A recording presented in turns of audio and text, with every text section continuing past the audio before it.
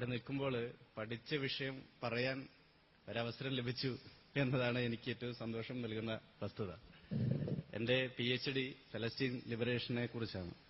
Original evolution of Arab Israeli conflict, അതിന്റെ Indian side. അപ്പോൾ ആ വിഷയം തെരഞ്ഞെടുത്തത് ലോകത്തിൽ ഇപ്പോഴും തുടരുന്ന അതിപ്രധാനപ്പെട്ട ഒരു വിമോചന സമരത്തോട് ഐക്യപ്പെടണം എന്നുള്ള ഒരാഗ്രഹം, അതിന്റെ ഭാഗമായിട്ടാണ് ആ വിഷയം തെരഞ്ഞെടുക്കുന്നത്. അത് വളരെ നല്ല രീതിയിൽ തന്നെ അത് കംപ്ലീറ്റ് ചെയ്യുവാനും 2007 എനിക്ക് അതിൽ PhD ലഭിക്കുകയുണ്ടായി. നമ്മളുടെ ഈ കൂട്ടായ്മയുടെ തലവാചകം ഞാൻ ശ്രദ്ധിച്ചു. അത് കുറച്ചുകൂടെ ഒന്ന് ശക്തിപ്പെടുത്തണം എന്ന അഭിപ്രായം എനിക്കുണ്ട്. കാരണം ഇസ്രായേൽ ആക്രമിക്കുന്നത് സ്വാതന്ത്ര്യത്തെയാണ് എന്ന കാര്യത്തിൽ ഒരു തർക്കവുമില്ല. പക്ഷേ ഈ ആക്രമണം ജീവിക്കാനുള്ള മനുഷ്യന്റെ അടിസ്ഥാനപരമായ അവകാശത്തെ നിരസിക്കുന്നതാണ്. മനുഷ്യനുണ്ടായിട്ടില്ല പിന്നെ സ്വാതന്ത്ര്യത്തിന്റെ സംബന്ധിച്ച് നമുക്ക് പ്രസംഗിക്കാൻ പറ്റുള്ളൂ. ഒരു വ്യക്തി നിലനിൽക്കുക എന്നുള്ളതാണ് ഏറ്റവും അടിസ്ഥാനപരമായ കാര്യം. ഞാൻ നിലനിൽക്കുമ്പോൾ മാത്രമേ എനിക്ക് സ്വാതന്ത്ര്യത്തെക്കുറിച്ചും നമ്മുടെ സഹവർത്തിത്വത്തെക്കുറിച്ചും സ്നേഹത്തെക്കുറിച്ചും ഒക്കെ സംസാരിക്കാൻ പറ്റുള്ളൂ. One should exist. ഇവിടെ നിലനിൽക്കാനുള്ള അവകാശം ഇല്ലായ്മ ചെയ്യപ്പെട്ട, നിരന്തരമായി ലംഘിക്കുന്ന ഒരു ജനതയാണ്. ആ ജനതയോട് ഐക്യദാർഢ്യം പ്രകടിപ്പിക്കാൻ വേണ്ടിയാണ് നമ്മൾ ഇവിടെ കൂടിയിരിക്കുന്നത്. ചരിത്രത്തിൽ സമാനതകളില്ല. ഫലസ്തീനിന്റെ ഏറ്റവും പ്രസിദ്ധനായ കവി ദാർവിഷ് പറഞ്ഞത്, അവസാനത്തെ ആകാശവും കഴിഞ്ഞാൽ പിന്നെ പറവകൾ എങ്ങോട്ട് പോകും? വളരെ രസകരമായിട്ടുള്ള ഒരു ചോദ്യമാണ്. അവസാനത്തെ ആകാശവും കഴിഞ്ഞ് ഈ പറവകളോട് പറക്കാൻ പറയുകയാണ്. പഴയ ചിന്നത്തമ്പി എന്നുള്ള ഒരു സിനിമയിലൊരു പാട്ടുണ്ടല്ലോ, മയിലെ പിടിച്ച് കൂട്ടിലടച്ച് പാടച്ചൊല്ല വിലകുന്നുള്ള അതേ അവസ്ഥയാണ്. അപ്പൊ കാല് ഉടച്ചു കളഞ്ഞ് കാല് രണ്ടും വെട്ടി മാറ്റിയിട്ട് മയിലിനോട് നീ ഡാൻസ് ചെയ്യൂ എന്ന് പറഞ്ഞാൽ അതിന് ഡാൻസ് ചെയ്യാൻ പറ്റില്ല. ഇതേ അവസ്ഥയാണ്. ദാർവിഷിന് തന്നെ വളരെ ഒരു ഹൃദയം ഇങ്ങനെ അലിഞ്ചു പോകുന്ന ഒരു സ്റ്റേറ്റ്മെന്റ് ഉണ്ട്. ഈ ഗാസയെക്കുറിച്ച് പറയുമ്പോൾ അത് വളരെ പ്രസക്തമാണെന്ന് എനിക്ക് തോന്നുന്നു. മുറിവ് അന്വേഷിച്ചു പോകുന്ന ഒരു രക്തത്തുള്ളിയാണ് ഫലസ്തീൻ. ഗാസയെക്കുറിച്ച് എഴുതിയതല്ല, ഫലസ്തീനെ കുറിച്ച് പൊതുവിൽ എഴുതിയതാണ്. മുറിവ് അന്വേഷിക്കുന്ന ഒരു രക്തത്തുള്ളിയാണ് ഫലസ്തീൻ എന്ന് ദാർവിഷ് പറയുകയുണ്ടായി. അപ്പോ ഇന്ന് ഗാസയിൽ സംഭവിച്ചുകൊണ്ടിരിക്കുന്നത് ഭീകരമായിട്ടുള്ള ആക്രമണങ്ങളാണ്.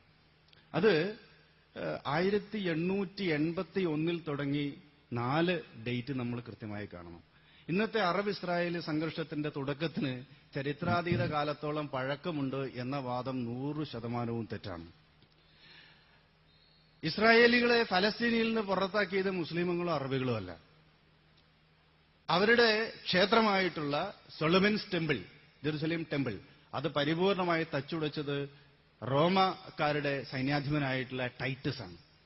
അന്ന് ലോകത്തെമ്പാടും ചിതറപ്പെട്ട ഈ ജനതയ്ക്ക് പരിമിതമായ തോതിലെങ്കിലും അവർക്ക് മനുഷ്യാവകാശങ്ങൾ ലഭിക്കുന്നത് മധ്യേഷ്യയിൽ ഇസ്ലാമിന്റെ ഉദയത്തിന് ശേഷമാണ്.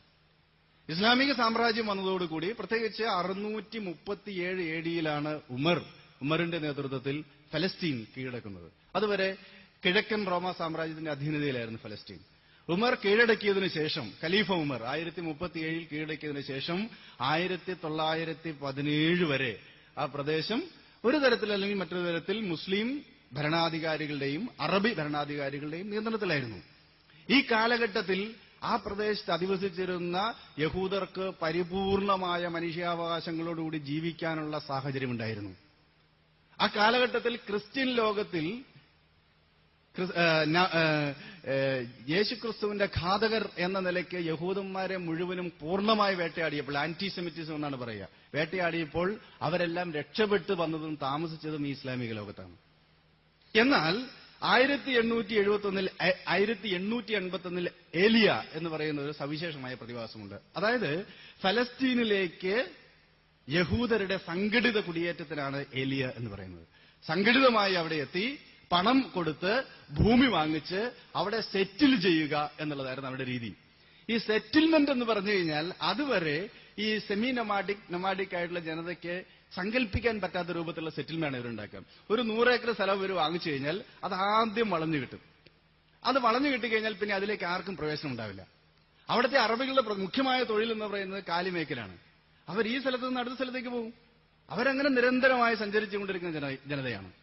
സംഘടിത ജൂത കുടിയേറ്റം ആരംഭിച്ചതോടുകൂടി അവരെ വളച്ചു കെട്ടിയ ഒരു പ്രദേശത്തിനകത്ത് ഏതെങ്കിലും അറബിയുടെ ആടുമാടുകൾ പ്രവേശിച്ചാൽ പിന്നെ അതിന് വിട്ടുകൊടുക്കില്ല.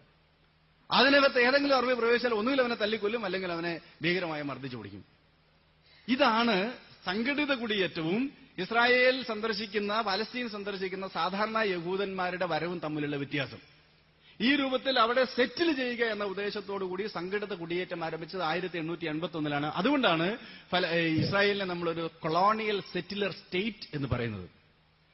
രണ്ടാമത്തെ പ്രധാനപ്പെട്ട സംഭവം 1917 1917 ഒന്നാം ലോക മഹായുദ്ധത്തിന്റെ പശ്ചാത്തലത്തിൽ ജൂത ലോബിയുടെ പണം ഉറപ്പുവരുത്തുന്നതിന് വേണ്ടി യഹൂദന്മാരുമായി ഒരു സഖ്യത്തിൽ ഏർപ്പെടുന്നുണ്ട്. ബൽഫോർ എന്ന് പറയുന്ന ആളാണ് അതിന്റെ ശില്പി. അദ്ദേഹം ക്രിസ്ത്യൻ സയനിസ്റ്റ് എന്ന് പറയുന്ന ഒരു പ്രത്യേകതരം ഗ്രൂപ്പ് ഉണ്ട്, അതിന്റെ പ്രതിനിധിയായിരുന്നു. അദ്ദേഹം ആ സമയത്ത് ബ്രിട്ടനിലെ വിദേശകാര്യമന്ത്രിയായിരുന്നു. ബൽഫോർ ഡെക്ലറേഷൻ എന്ന് പറയും. ബൽഫോർ ഡെക്ലറേഷൻ എന്ന് പറഞ്ഞാൽ അയാളുടെ ഭൂമി എന്താ പറയാ, ABC, ഞാൻ എന്റെ ഭൂമി വേറൊരാൾക്ക്, എന്റേതല്ലാത്തൊരു ഭൂമി ഞാൻ മൂന്നാമതൊരാൾക്ക് നൽകുന്നു. അതാണ്, അങ്ങനെയാണ് ബൽഫോർ ഡെക്ലറേഷൻ എന്ന് വെച്ചാൽ കഴിഞ്ഞാൽ ഈ ഫലസ്തീനികൾ താമസിക്കുന്ന ഭൂമി അതിന്റെ ഉടമയല്ലാത്ത ബ്രിട്ടൻ യഹൂദന്മാർക്ക് നൽകുന്നു. അതാണ് ബൽഫോർ ഡെക്ലറേഷൻ. ബൽഫോർ ഡെക്ലറേഷൻ വരുന്ന സമയത്ത് അവിടുത്തെ മൊത്തം ജനസംഖ്യയുടെ 90% അറബികളാണ്. 90% അറബികളാണ്. അപ്പോൾ അവർ പറഞ്ഞില്ല. പിന്നെ സംഘടിത കുടിയേറ്റത്തിന്റെ സയനിസ്റ്റുകൾ ഒരു പ്രധാനപ്പെട്ട മുദ്രാവാക്യം തന്നെ ഭൂമി ഇല്ലാത്ത ജനതയ്ക്ക്, രാജ്യമില്ലാത്ത ജനതയ്ക്ക് ജനതയില്ലാത്ത രാജ്യം കൊടുക്കുക എന്നുള്ളതാണ്. അപ്പോൾ രാജ്യമില്ലാത്ത ജനത ഇസ്രായേലികളാണ്, ജൂതന്മാരാണ്. അവർക്ക് രാജ്യമില്ല, ഇങ്ങനെ നടക്കുകയാണ്. ഇനി ജനതയില്ലാത്ത രാജ്യം ഏതാണ്? ഫലസ്തീനിൽ ഒരു ജനതയില്ല, അവിടെ ഒരു മനുഷ്യൻ പോലും ഇല്ല എന്നാണ് പറഞ്ഞത്. അപ്പോ ആ സമയത്ത് 10 ലക്ഷം അറബികൾ അവിടെ താമസിക്കുന്നുണ്ട്. 10 ലക്ഷം അറബികൾ താമസിക്കുന്ന രാജ്യത്തെ ജനതയില്ലാത്ത രാജ്യമായി ചിത്രീകരിച്ച് അവിടേക്ക് കുടിയേറ്റത്തിനുള്ള സൗകര്യം ചെയ്തു കൊടുക്കുകയാണ്. മൂന്നാമത്തെ പ്രധാനപ്പെട്ട ഡേറ്റ് ആണ് 1948 ഇസ്രായേൽ ഉണ്ടാകുന്നു. ഇവിടെ സൂചിപ്പിച്ചതുപോലെ ഭീകരമായിട്ട് തന്നെയാണ് ഇസ്രായേൽ ഉണ്ടായത്. ഇസ്രായേലിന്റെ ഉത്ഭവത്തെ അതികഠിനമായി എതിർത്ത രാജ്യങ്ങളൊന്ന് ഇന്ത്യയായിരുന്നു. ഇന്ത്യ പറഞ്ഞത് ഒരിക്കലും ഫലസ്തീൻ വിഭജിക്കാൻ പാടില്ല എന്നുള്ളതാണ്. ഏഷ്യയിൽ 2 വലിയ മുറിവുകൾ സാമ്രാജ്യത്വം ഉണ്ടാക്കിയിട്ടുണ്ട്. അതൊന്ന് 1947 ഇന്ത്യ പാകിസ്ഥാൻ വിഭജനമായിരുന്നു. രണ്ടാമത്തത് 1948 ഫലസ്തീൻ വിഭജനമായിരുന്നു. ഈ ഫലസ്തീൻ വിഭജനത്തിന് ശേഷവും 2 രാജ്യമുണ്ടായില്ലല്ലോ. യുണൈറ്റഡ് നേഷൻസ് 2 രാജ്യം ഉണ്ടാക്കുന്നതിന് വേണ്ടിയിട്ടാണ് വോട്ട് ചെയ്തത്. അമേരിക്കയുടെ എല്ലാ പിന്തുണയോടുകൂടിയുമാണ് ആ റെസൊല്യൂഷൻ പാസ്സാവുന്നത്. എന്നിട്ടും എവിടെ ഫലസ്തീൻ രാജ്യം ഉണ്ടായില്ലല്ലോ. ഇന്നും ഫലസ്തീനുകൾ അവകാശപ്പെടുന്നത് ഇനി മുഴുവൻ ഇസ്രായേൽ അവിടെ നിന്നോട്ടെ, നിലവിലുള്ള ഇസ്രായേൽ അവിടെ നിൽക്കട്ടെ, പക്ഷേ വെസ്റ്റ് ബാങ്കിലും ഗാസയും ചേർത്തിട്ട് ഒരു രാജ്യം ഞങ്ങൾക്ക് തരൂ എന്ന് ഫലസ്തീൻ ലിബറേഷൻ ഓർഗനൈസേഷൻ പറയണം. അത് കൊടുക്കാൻ തയ്യാറായിട്ടില്ല. ആ സാഹചര്യത്തിലാണ് 1987 ഒന്നാം ഇന്തിഫാദ ഉണ്ടാകുന്നത്. ഒന്നാം ഇന്തിഫാദ ഉണ്ടാകുന്നതിന്റെ അവസാനമാണ് ഓസ്ലോ പാക്ട്. ഓസ്ലോ പാക്ടിൽ പറയുന്ന 5 വർഷത്തിനിടയിൽ 5 വർഷത്തിനുള്ളിൽ ഞങ്ങൾ ഒരു രാജ്യം, സ്വതന്ത്ര രാജ്യം വെസ്റ്റ് ബാങ്കിലും ഗാസയിലും സ്ഥാപിക്കും എന്നുള്ളതാണ്. സ്ഥാപിച്ചില്ല. അങ്ങനെയാണ് 1998 93 5 98 സമയം കഴിഞ്ഞു. അപ്പോൾ പുതിയ രാജ്യം ഉണ്ടാക്കാണ്ട് പറ്റില്ല. അപ്പോഴാണ് ഒരു സവിശേഷമായ സാഹചര്യം ജൂതന്മാരുണ്ടാക്കുന്നത്. അതിന്റെ നേതാവായിരുന്നു ഏരിയൽ ഷാരോൺ ഒരു തീവ്രവാദ സംഘത്തിന് രൂപം നൽകി, ഭീകര സംഘത്തിന് രൂപം നൽകി. അതിന്റെ പേര് ടെമ്പിൾ മൗണ്ട് വിശ്വാസ സംഘം എന്നുള്ളതാണ്. ഈ വിശ്വാസ സംഘത്തിന്റെ പ്രധാനപ്പെട്ട ലക്ഷ്യം എന്ന് പറയുന്നത് ഇന്നത്തെ ടെമ്പിൾ മൗണ്ട്, അത് നമ്മുടെ രാമജന്മഭൂമി ബാബറി മസ്ജിദ് പോലെ ഒരു പ്രശ്നമാണത്. ഈ ടെമ്പിൾ മൗണ്ട് എന്ന് പറയുന്ന ഇന്നത്തെ ജെറുസലേമിന്റെ ഭാഗത്ത് വെയിലിംഗ് വാൾ എന്ന് പറയുന്ന പഴയ സോളമന്റെ ക്ഷേത്രത്തിന്റെ ഒരു അവശിഷ്ടമുണ്ട്. അത് അതിന്റെ ഔട്ടർ സ്പേസ് ആയിട്ട് അതിന്റെ മതിലായി കണക്കാക്കി ഈ ടെമ്പിൾ സൃഷ്ടിക്കണം എന്നാണ്. ആ ക്ഷേത്രം, ആ സോളമന്റെ ക്ഷേത്രം സൃഷ്ടിക്കുന്ന സമയത്ത് അൽ-അക്സ പള്ളിയും ഹാരം അൽ ഷെറീഫും ഡോം ഓഫ് ദ റോക്കും ഒക്കെ ഉൾപ്പെടുന്ന ലോകത്തിലെ ആദ്യത്തെ കിബിലയാണ് അല്ലെ, അത് അതിന്റെ അതാ. ആ പ്രദേശം മുഴുവനും തകർക്കാതെ ഈ ക്ഷേത്രം പണിയാൻ സാധിക്കില്ല. അപ്പോൾ ഹാരം അൽ റഷീദും ഡോം ഓഫ് റോക്ക് പ്രവാചകൻ സ്വർഗത്തിലേക്ക് പോയി എന്ന് കരുതുന്ന ഒരു കല്ലുണ്ട്. ആ കല്ലിൽ നിന്നിട്ടാണ് പ്രവാചകൻ സ്വർഗത്തിലേക്ക് പോയി. അദ്ദേഹത്തിന്റെ നൊക്ടേണൽ ജേണി എന്ന് പറയും, അതാണ് ആ കല്ല്. അത് 637 ഫലസ്തീൻ കീഴടക്കിയ സമയത്ത് സ്വന്തം കൈകൊണ്ട് ഖലീഫ ഉമർ കഴുകി വൃത്തിയാക്കി എന്നാണ്. പിന്നീട് ഉമയ്യാദ് ഖലീഫുമാരുടെ കാലത്താണ് അതിന് മേലെ ഒരു ഡോം പണിയുന്നത്. അതിനാണ് ഡോം ഓഫ് റോക്ക് എന്ന് പറയുന്നത്. ലോകത്തിലെ മുസ്ലിമുകൾക്ക് വളരെ പ്രധാനപ്പെട്ട ഒരു സ്ഥലമാണത്. അപ്പൊ ഇതൊക്കെ ഉൾപ്പെടുന്ന ഈ പ്രദേശം അത് മുഴുവൻ തകർത്താൽ മാത്രമേ അവിടെ ക്ഷേത്രം പണിയാൻ സാധിക്കൂ. അത് തകർക്കുന്നതിന് വേണ്ടിയിട്ട് രൂപപ്പെടുത്തിയിട്ടുള്ള ഒരു ഭീകര സംഘത്തെയാണ് ടെമ്പിൾ മൗണ്ട് വിശ്വാസ സംഘം എന്ന് പറയുന്നത്. ഇതിനുവേണ്ടി മറ്റൊരു ഭീകരവാദ സംഘത്തെ ഉണ്ടാക്കി. ഈ ഭീകരവാദം എന്ന് പറഞ്ഞാൽ പൊതുവെ മുസ്ലിമുകളായി ബന്ധപ്പെട്ടാണുള്ള സാമ്രാജ്യത്തെ വ്യാഖ്യാനിക്കുക. അതുകൊണ്ടാണ് ഈ ഭീകര സംഘങ്ങളുടെ പേര് പറയുന്നത്. മറ്റൊരു ഭീകര സംഘത്തെ ഇയാൽ എന്നു പേരുള്ള ഈ ഭീകര സംഘത്തിന്റെ പ്രധാനപ്പെട്ട പരിപാടി വംശീയ ഉന്മൂലനമാണ് ഇസ്രായേലിനെ സർവൈവ് ചെയ്യാനുള്ള ഏക മാർഗം എന്നുള്ളതാണ് അവരുടെ ലക്ഷ്യം. അപ്പൊ അതിനുവേണ്ടി പ്രവർത്തിക്കുന്ന ഇയാലും ഈ ടെമ്പിൾ മൗണ്ട് വിശ്വാസ സംഘവും ചേർന്നിട്ട് 1998 ഏരിയൽ ഷാറൂണിന്റെ നേതൃത്വത്തിൽ നേരെ മാർച്ച് ചെയ്തു. മാർച്ച് ചെയ്തപ്പോൾ സ്വാഭാവികമായിട്ടും അറബികളുടെ പ്രതിഷേധമുണ്ടായി, വെടിവെപ്പുണ്ടായി. അങ്ങനെ 1998 രണ്ടാം ഇന്തിഫാദ ആരംഭിച്ചു. ആ രണ്ടാം ഇന്തിഫാദ ഇപ്പോഴും തുടരുകയാണ്. ഇനി മറ്റൊരു പ്രധാനപ്പെട്ട ഡേറ്റാണ് 2006. ഇതൊക്കെ പറയുമ്പോഴും നമ്മൾ മനസ്സിലാക്കേണ്ട ഒരു കാര്യം, സാമ്രാജ്യത്വം എന്ന് പറയുന്നതിനെ ചുരുക്കി കാണേണ്ടതില്ല. അതിന്റെ തന്ത്രങ്ങൾ വിജയിക്കുന്നുണ്ട്. വളരെ ഫലപ്രദമായി തന്നെ ഫലസ്തീനെ രണ്ടായി വിഭജിക്കാൻ അവർക്ക് സാധിച്ചു. അൽ ഫത്ത, PLOയുടെ നേതാവായിട്ടുള്ള യാസർ അറഫാത്തിന്റെ പാർട്ടിയാണ് അൽ ഫത്ത. PLO വേറെയാണ്. അത് നിരവധി പാർട്ടികൾ ചേർന്നിട്ടുള്ള ഒരു അംബ്രല്ല ഓർഗനൈസേഷനാണ് PLO എന്ന് പറയുന്നത്. അതിൽ പോപ്പുലർ ഫ്രണ്ട് ഉണ്ട്, popular democratic front for the liberation of ഫലസ്തീൻ ഉണ്ട്, അൽ സൈക്ക എന്ന് പറഞ്ഞ സംഘമുണ്ട്, അൽ ഫത്ത ഉണ്ട്. ഇതെല്ലാം ചേർന്നിട്ടുള്ള ഒരു സംഘമാണ്. അതിൽ ഹമാസിന്റെ പ്രതിനിധികളും ഉണ്ടായിരുന്നു. എന്നാൽ ഇതിനകത്തുനിന്ന് കൃത്യമായ അൽ ഫത്തയെയും ഹമാസിനെയും തമ്മിൽ അടുപ്പിക്കാൻ സാമ്രാജ്യത്തിന് കഴിഞ്ഞു. അങ്ങനെ 70% വോട്ടോടുകൂടി അധികാരത്തിൽ വന്ന ഹമാസിനെ അനുവദിച്ചില്ല. ആ സാഹചര്യത്തിലാണ് ഗസ ഹമാസിന്റെ അധീനതയിലേക്ക് വരുന്നത്. അപ്പോൾ ഈജിപ്ത് അടക്കമാണ് ഉപരോധം പ്രഖ്യാപിക്കുന്നത്. 2011 വരെ ഈജിപ്ത് അവിടെ ഉപരോധം തുടർന്നു. 2010 ഇസ്രായേൽ ഉപരോധം അവസാനിച്ചു. ആ ഉപരോധത്തിന്റെ കാലത്താണ് ദാർവിഷ് വീണ്ടും പറയുന്നത്, ഗാസയിൽ ഓറഞ്ചുകൾ ചീഞ്ഞു പോകുന്നത് തിന്നാൻ ആളില്ലാഞ്ഞിട്ടല്ല, മറിച്ച് വാങ്ങാൻ പണമില്ലാഞ്ഞിട്ടാണ്. അവരവരെ സംഘടിതമായി നടപ്പാക്കുന്ന രണ്ട് പോളിസി, ഒന്ന് എത്നിക് ക്ലീൻസിംഗ് ആണ്. എത്നിക് ക്ലീൻസിംഗ് എന്ന് പറഞ്ഞു കഴിഞ്ഞാൽ വംശീയമായി അറബികളെ പരിപൂർണമായി ഇല്ലാതാക്കുക മാത്രമാണ് ഇസ്രായേലിന്റെ സർവൈവലിനുള്ള ഏകമാർഗം എന്നുള്ളതാണ്. അതുകൊണ്ട് ആ വംശത്തെ പൂർണ്ണമായും ഇല്ലാതാക്കുക. രണ്ട്, പട്ടിണിക്കിട്ട് കൊല്ലുക. അതാണ് ഇംപോവറൈസേഷൻ എന്ന് പറയും. അതായത് അവർക്ക് അടിസ്ഥാനപരമായ എല്ലാ ആവശ്യങ്ങളും നിഷേധിച്ച് പട്ടിണിക്കിട്ട് ആ ജനതയെ കൊല്ലുക. ഈ രണ്ട് സ്ട്രാറ്റജിയാണ് അവർ വളരെ ഫലപ്രദമായിട്ട് പ്രയോഗിക്കുന്നത്. ഈ പ്രയോഗത്തിന് സയനിസ്റ്റ് സ്ട്രാറ്റജി വളരെ രസമാണ്. അവർ പറയുന്നത് ഈ ഇന്നത്തെ ഇസ്രായേൽ മാത്രമല്ല ഇസ്രായേൽ എന്ന് പറയുന്നത്. അവരുടെ സങ്കല്പം ഗ്രേറ്റർ ഇസ്രായേൽ എന്നാണ്. ഗ്രേറ്റർ ഇസ്രായേൽ എന്ന് പറയുന്നത് ഇബ്രാഹിം എന്ന് ഞങ്ങളും ഇബ്രാഹിം നബി എന്ന് നിങ്ങളും പറയുന്ന അദ്ദേഹം ചാൽദിയ എന്ന് പറയുന്ന നഗരമായ ആ നഗരത്തിൽ നിന്നാണ് യാത്ര പുറപ്പെട്ടത്. അദ്ദേഹം യാത്ര പുറപ്പെട്ട മുഴുവൻ പ്രദേശങ്ങളും പടച്ചോൻ അഥവാ യാഹ്വേ യൂതന്മാർക്ക് കൊടുത്തതാണ്.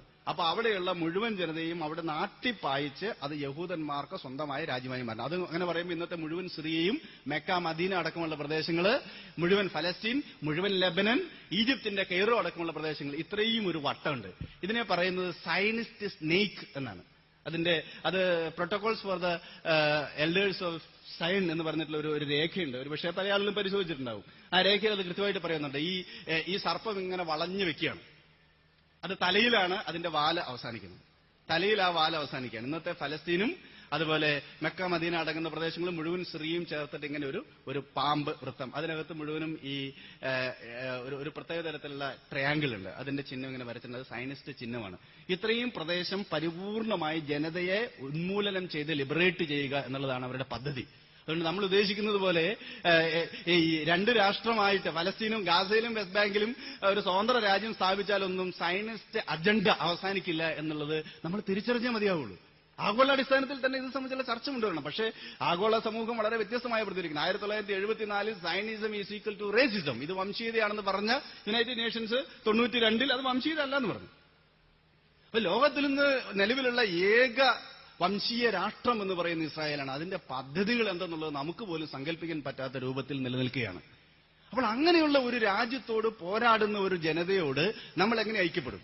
ഇപ്പൊ ഗസയിൽ സംഭവിച്ചുകൊണ്ടിരിക്കുന്ന കാര്യങ്ങളെ സംബന്ധിച്ചൊക്കെ നമുക്കറിയാം. ഞാൻ അത് ഇവിടെ വിശദീകരിച്ചതിനപ്പുറത്തേക്കൊന്നും എനിക്ക് പറയാനില്ല.